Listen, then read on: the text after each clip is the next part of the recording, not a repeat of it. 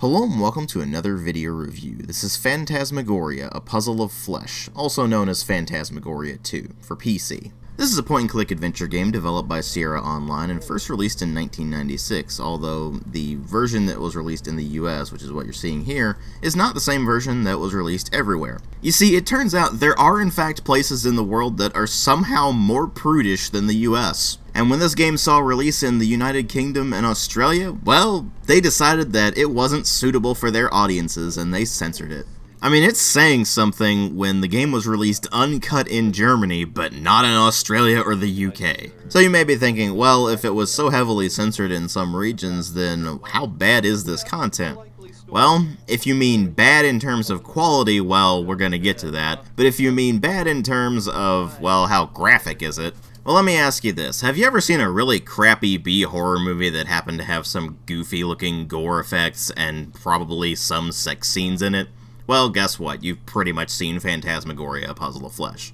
Still well within the territory of an R rating, but it's really not all that graphic, and considering how ridiculously low-res everything is, it's really even hard to tell what stuff is a lot of the time. But then again, what am I saying? We live in an era where you can pretty much show full frontal in an M-rated game and get away with it, so who cares, right? So without further ado, let's go ahead and just start delving into this thing and finding out what exactly we're dealing with here from a quality standpoint. Well, as far as presentation goes, this is an FMV game, which means that almost all of it takes place in actual video sequences that were performed by real actors. Those were very much in vogue at the time because we had these magical new devices called CD-ROMs, which allowed you to store a whopping 650 megabytes of data on them.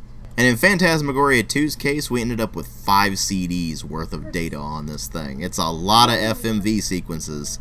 And they're really, really cheesy. The cinematography is really not all that great. The acting often comes across as really awkward and stilted, and more importantly than all of that, the special effects are just awful. But at least they're the kind of awful that's so awful you can't help but at least get a chuckle out of them, so there is that. And if you've seen Phantasmagoria 2 before you've watched this video, then you know exactly what I'm talking about. To go into too many details, though, would be to spoil the game, and I don't really want to do that here. But I do want to mention that as far as the actual video quality goes, you do have to keep in mind that these were filmed in the 90s, and they were stored on 650 megabyte CD-ROMs. The video clips are in fact interlaced, which means that you're not going crazy. There are in fact lines all over the screen whenever the FMV sequences are playing. And as annoying as that might be on an upscaled YouTube video, in the case of actually playing the game on a modern monitor, it's actually worse because the lines are much more clearly defined.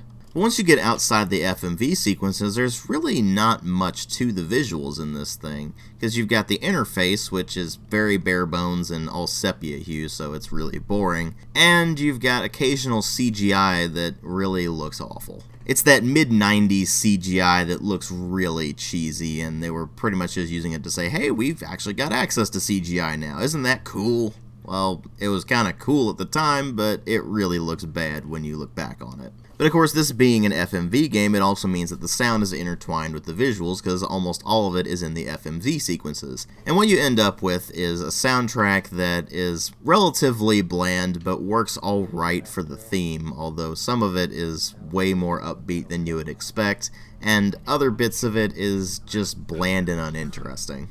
You'll be hearing the same few themes repeated over and over and over again, and after a while and the repetition, it just eventually starts to grate on your nerves. The sound effects do their job, but are not remotely impressive, and then you move over into what would normally be the voice acting, but is just the acting in this, because it's all FMV. And while some of the performances are actually fairly decent, others are really over the top and corny, although a lot of times they're meant to be, and other times it's just weak. It's pretty much soap opera level acting, which means that a lot of it is just kind of overdone. A lot of the lines are said really awkwardly. It just doesn't work very well. And while the game does occasionally have moments where the acting is kind of so bad it's funny, in most instances it's just bad. Although I attribute a lot of that to the script, which of course leads me into what really matters here, which are the story and the gameplay. Because once you get past FMV sequences, there's really not much to presentation in this game at all.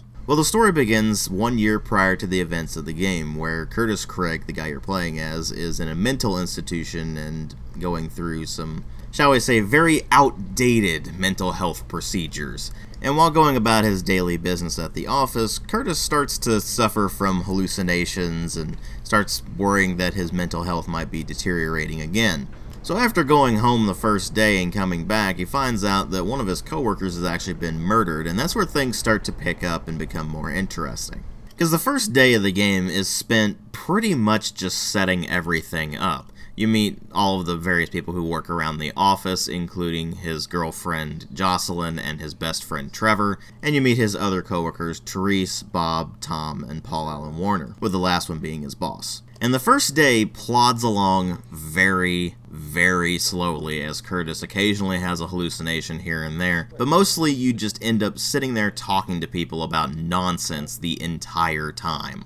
And that brings up one of the biggest problems this game has. To progress anything, you have to do everything. So to give you an example, on the first day, you have to talk to everyone multiple times. And then after you've talked to them multiple times and you've managed to get to the point where they're no longer accepting input just from clicking on them, you have to show them items from your inventory until eventually everyone has seen everything that they can actually see. It really makes for thrilling gameplay when it consists of sitting there showing every single thing in your inventory to everyone you come across. And the worst part is, to progress the story, you have to do that. You don't have a choice. If you don't complete every single action for that day, it will not progress. This means that the first day is an absolutely mind-numbing amount of tedium, whereas the following days are just less tedious because things are actually happening. And when the story starts to pick up and actually become more interesting, you start to notice that it becomes very weird very quickly. Certain elements of the plot actually focus on Curtis's sexuality and his relationships, and those just end up kind of going all over the place and never really amounting to much, which ultimately makes the plot feel kind of haphazardly slapped together from disparate elements that they thought would be kind of controversial. Because none of the characters are particularly interesting. I mean, some of them are just plain old assholes, like the detective and Paul Allen Warner,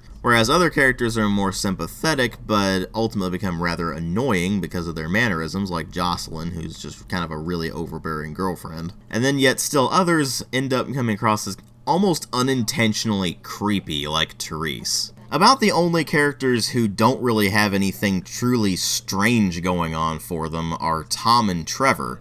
And Tom is just kind of a bland office worker who actually does give a crap about his employees, and Trevor's just a bit goofy. So the characters really don't do anything to drive the plot forward, and it just kind of meanders all over the place until the last couple of chapters, in which case things go wildly off the rails and get strange very quickly. Then they make a very big reveal at the end, and you're like, wait, what? Why? How? And it's never really explained. You see, once you get to about the middle part of the game, they introduce something called the Threshold Project, and I'm not going to go into details on it, but that's when the story starts to go wildly off the rails, and by the end of the game, absolutely nothing makes sense. It's like the writers had absolutely no concept of where this story was starting, where it was going in the middle, and where it was going to end, which means that the whole thing ends up coming across as a jumbled mess that was assembled from disparate parts. And as a result, when all of it's said and done and you've finished the ending, you just sit there staring at the screen going, what the hell just happened? And it's not even like I missed anything. I read every single email, I read every single document that the game gave me. I watched every single cutscene. I played through the game and finished both endings. It does actually have two different endings.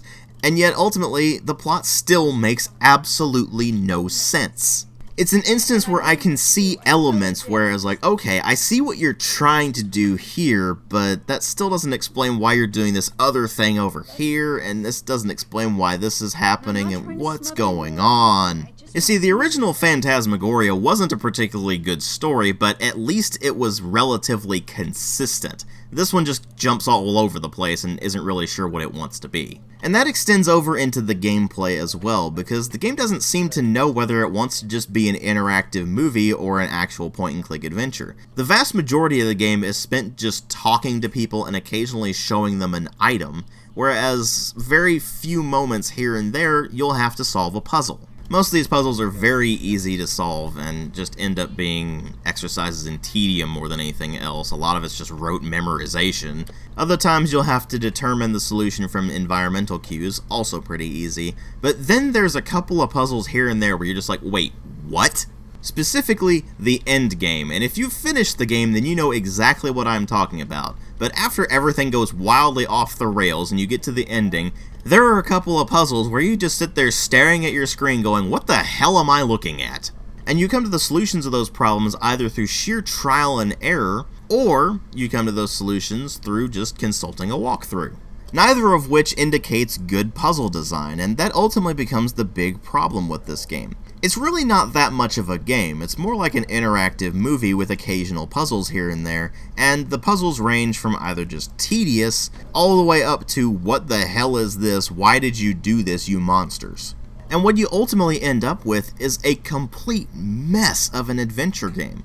Phantasmagoria, at least, was kind of a cheesy B-horror flick, but Phantasmagoria 2 is wildly all over the place. The moments where you can enjoy it are as a really bad B-horror flick, where you can just sit there and laugh at how terrible it is, but then there's so much of it that is just mind-numbingly boring.